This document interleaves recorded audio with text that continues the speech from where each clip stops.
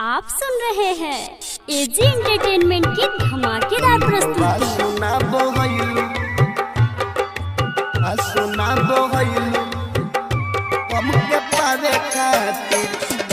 DJ Kanchan राज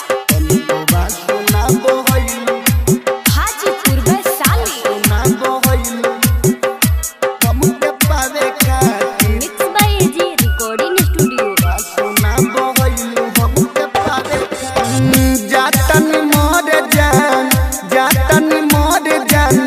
के जोहर गोली भुलावे खातिर तनिको बात सुना बहैलू हमके पावे खातिर तनिको बात सुना बहैलू हमके पावे खातिर जातानी मर जान खा के जोहर गोली भुलावे खातिर तनिको बात सुना बहैलू हमके पावे खातिर तनिको बात सुना बहैलू हमके पावे खातिर। आप सुन रहे हैं एजी एंटरटेनमेंट की धमाकेदार प्रस्तुति। सुना बहैलू हमके डीजे कंचन राज तनिको हाजीपुर वैशाली सुना बहैलू mix by AG recording studio. माई हमर मनल सतोह के पतोह हो तब काहे चल गईलू हमरा के छोड़ हो माई हमर मनल सतोह के पतोह हो तब काहे चल गईलू हमरा के छोड़ हो अब का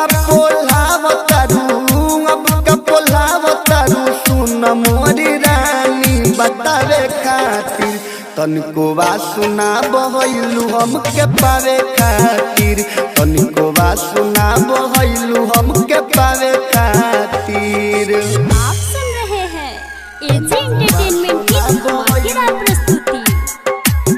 सुना बहैलू हमके डीजे कंचन राज तनिको हाजीपुर वैशाली सुना बहैलू mix by AG recording studio. दिन सब हो जपुरिया कहे बेचन बिहारी चल गइलू जान तू प्रकाश के बिसारी दिन सब हो जपुरिया कहे बेचन बिहारी चल गइलू जान तू प्रकाश के बिसारी चलिए ससुरा से कबर में हमके सोलावे खातिर तनिको बात सुना बहैलू हमके पावे खातिर तनिको बात सुना बहैलू हमके पावे खातिर। स्टूडियो रोशनपुर सपहा।